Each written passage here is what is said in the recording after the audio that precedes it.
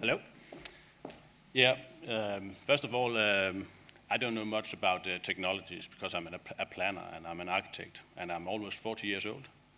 So this morning when I dressed up, actually I took this colored scarf on because it made me feel younger.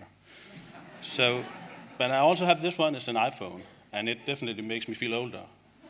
So, but I brought two people here today, Anna-Maria and Lasse. They will later on show some a little about of this basic technologies that we use in instant master planning. So, but I'll head on.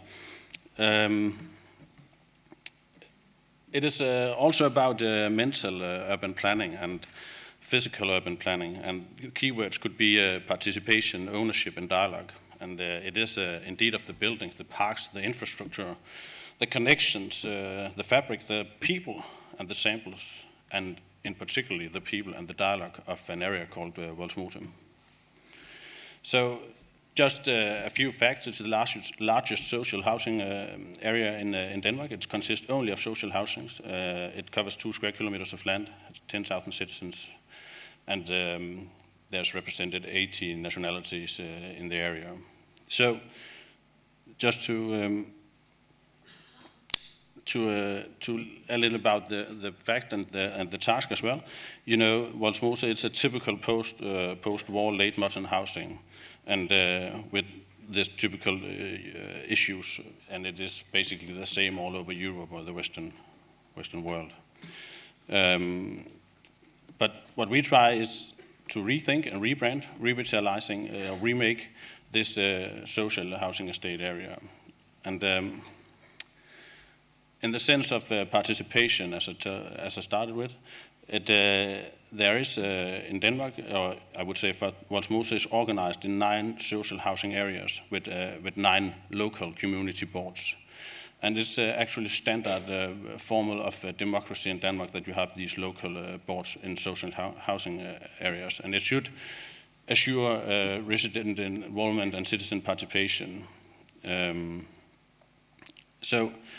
But I will now show you, there could be a lot of parameters of interest, but I will show you 2 parameters of significance for this area. The one is age and the other is ethnic background. In Vollsmose, almost half of the population is under 25 years old. And the ethnic background, the normal Danish background is about 30%, and the ethnic background, other backgrounds, is about 70%. So, but if you look in the local community board and the local boards, there's 0 under 25 represented in the boards. In the local community board as well, there is 70% with as the direct opposite with Danish background. So there is a huge gap, you could say. There's a mismatch between the people who are represented in the local boards and the people who actually live there. So,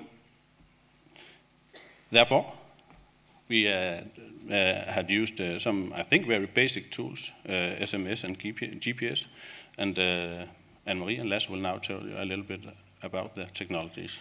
So. Okay. Thank you, Niels.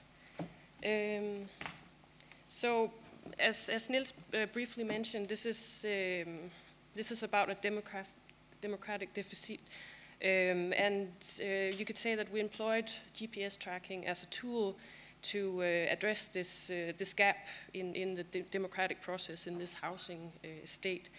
And as this diagram quite simplistically illustrates, is that in urban planning, when it comes to these sort of democratic talks, we often get stuck in this binary between like a top-down perspective from the professional point of view, and then you have a bottom-up kind of community perspective. That is, yeah, it is quite simplistic, but it sets the scene for this project, because coming from, I'm a researcher, and I think what made this collaboration quite innovative and quite interesting was that it, in a sense, overcame this binary, and it also enhanced the democratic process.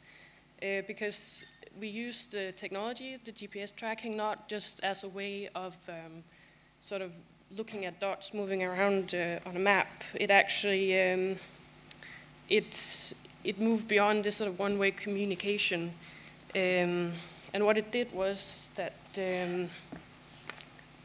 it kind of employed the tool in a much more iterative way. We applied a simple tracking application on a phone, and that led the participants, which was a group of young kids, 15 to 18 years, who are generally not involved in planning processes.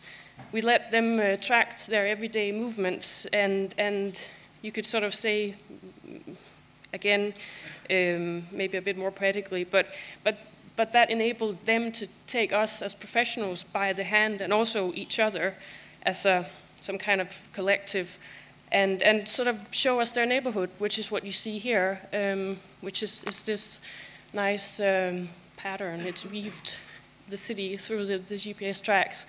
And we also had the possibility to geotag pictures and text messages, and by that you could say that with their feet they created this, or articulated and aggregated series of non-verbal tales about this place through something they just did every day. It's very subtle. It's just everyday practices and uses, and basically what we have is new voices in action performed by feet. So that's it's as simple as that, really. And I've listed a number of what I found positive aspects of this method, but you could say that, to just summarize it, is that it's, as also other people have talked about today,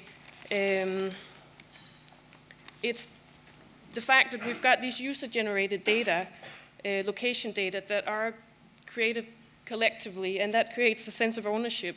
And it also creates a sense of participation and collective reflection, because what this project was not about, it was not about presenting the official view on this neighborhood. It was about creating a shared understanding of a neighborhood. And that, I think Niels would probably agree with me, that actually helped qualify both a process but also an output. So, yeah. Okay, I'll try to be fast. As Anne-Marie told, she's working on how to track and see the use of space, and I'm just going to briefly tell you about the SMS City. It's about setting up a system that's very simple, where citizens can reflect on citizens. And I would say, I don't care about iPhones. I really like these old school things. And it also relates to the area that we are working in. So there are not that many people that can actually afford spending a lot of money on this. We work with simple tools. We have big interactive screens that are site-specific. There are more and more places in urban space, so we want to create a dialogue, a transparent, democratic dialogue, where actually the gap that Niels is talking about is somehow closing in. So we have these, it's a map of Vollsmose with a lot of numbers on, so you can actually send SMS text messages, very simple, and they will relate to you can relate them to different areas of the city. You can text them, it's like, and they will pop up like small instant post-it notes saying what is happening. And we get new segments, a lot of young kids that actually text this, and it's also by not using these, but these, you'll also have the old woman, which is actually standing with her phone, texting her ideas for her neighborhood. And then we have young kids going about informing people how to work with this in the first projects. And we meet people where they are. Yeah, very short. We meet people where they are, and we play their game. For example, that you set up that you can actually text these maps during hip-hop events, where instead of having, this is the first time we got 300 messages in 6 hours. That's a lot of ideas compared to what you normally get in these participatory processes. Or we turn a hip-hop event into a 500-person community meeting. And the next step is actually to do an exhibition on the master plan that Niels is working on, where you can interact and you can add new layers by using SMS text, and you just get new participants. Just have a quick end. So basically, this instant master planning, it's not a linear planning process. It is a constant dialogue loop. So it means it's open sources and it's open-ended. And it means that we can ask and give answers according to or according to time and or regardless of time. So basically, it's a dialogue loop. But thank you very much. Thank you.